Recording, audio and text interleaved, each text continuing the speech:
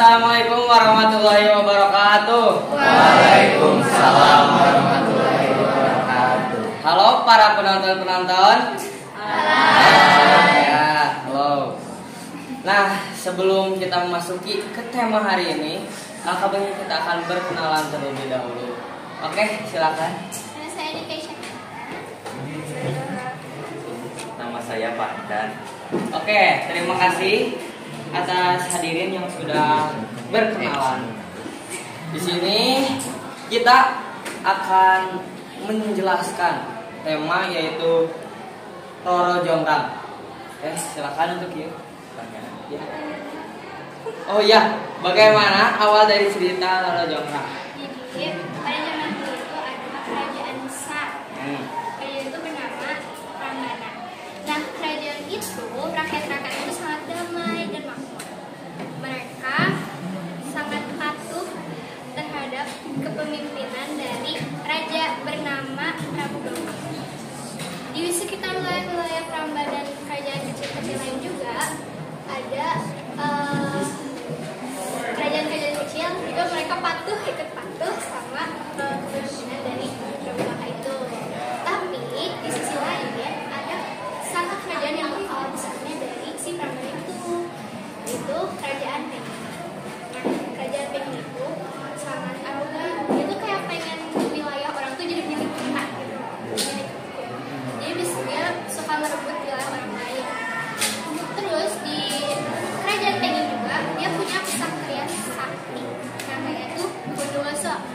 Nah, Bondowoso ini punya senjata sakti yang suka dipakai. Namanya itu Bandung. Makanya dia disebut Bandung Bondowoso tuh. Terus selain dia punya senjata sakti, dia juga punya bala tentara. Nah, bala tentara itu berupa jin. Nah, jin itu yang suka dipakai Bandung Bondowoso untuk membantu nyerang ke kerajaan lain. Sampai di satu ketika kerajaan Penging itu raja itu bilang gini ke memerintahkan ke Bandung Bondowoso buat nyerang kerajaan Prambanan. Dia tuh pengen kayak ngambil kuasanya di kerajaan Prambanan itu.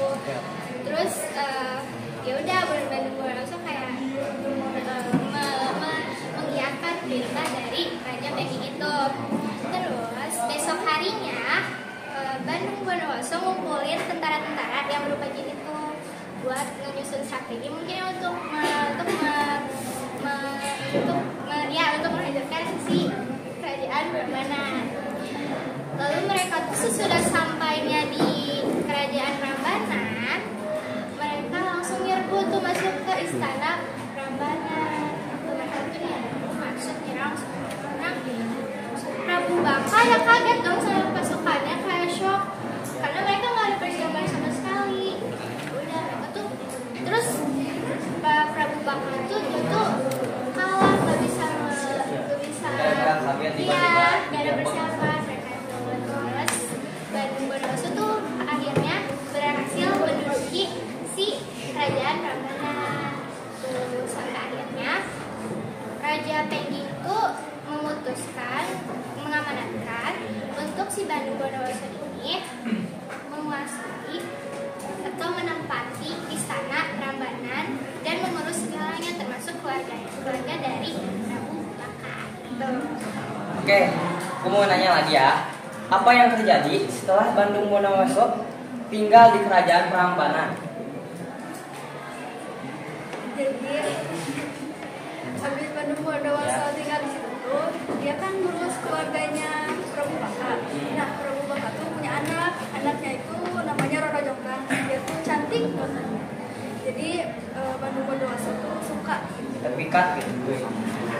Terus dilamar lah si Roro Jonggrang itu. Tapi kan si Roro Jonggrang itu kan tahu gitu kalau dia yang udah membunuh kayaknya. Ya otomatis gak mau dong. Jadi dia tuh, tapi saya juga gak mau nolak. Jadi dia cari cara buat nolak si Bondowoso ini. Akal-akalan yang dia pakai itu adalah dengan minta si Bandung Bondowoso ini buat bikin si candi sama dua sumber yang ada.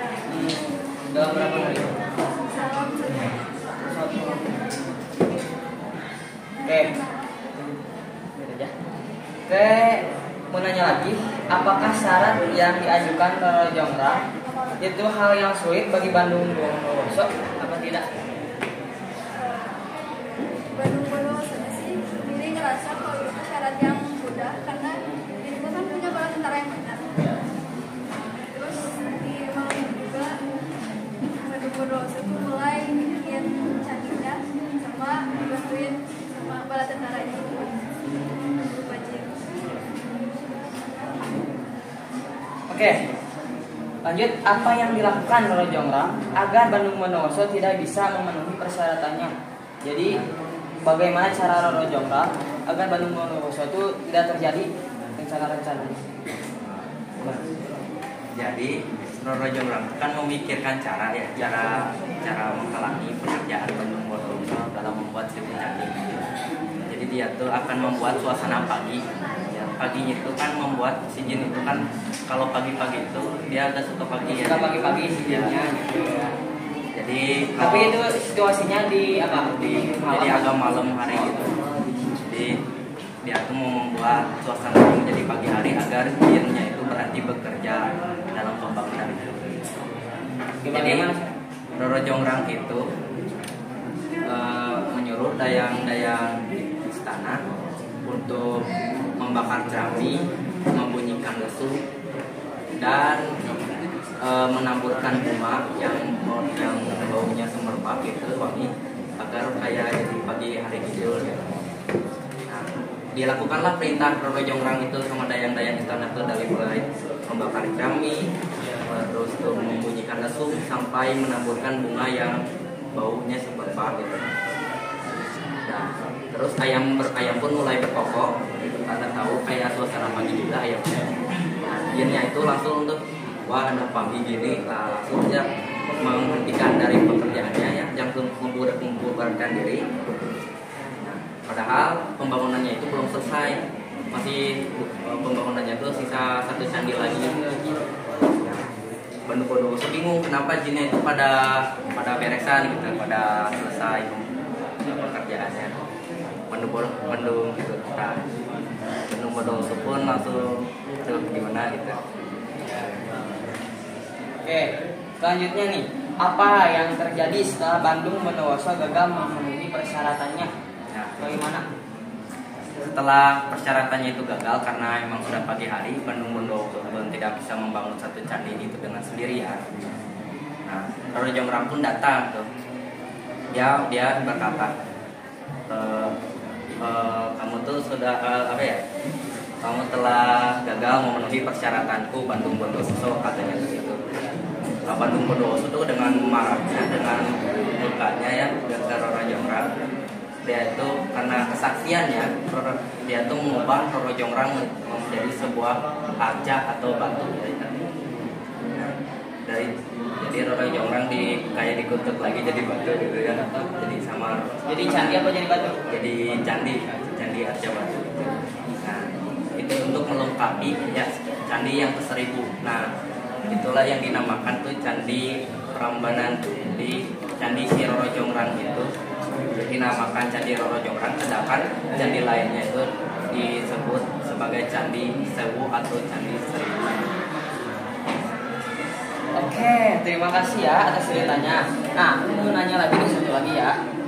Dari kisah Roro Jonggrang tadi, apa nilai moralnya? Jadi nilai moralnya itu ada nilai moralnya itu jadi jangan memaksakan kehendak atas orang lain, dan jika berjanji itu harus ditepati. Dan ada nilai sosialnya itu bekerja sama. Para dayang itu bekerja sama dengan Roro Jonggrang agar bisa menghalangi pekerjaan si Bandung Bondowoso. Oke, terima kasih Pak Dan, Jana, dan Vio telah menceritakan tentang Roro Jonggrang. Mungkin segitu saja podcast dari kita, yaitu kelompok 3. Wassalamualaikum warahmatullahi wabarakatuh.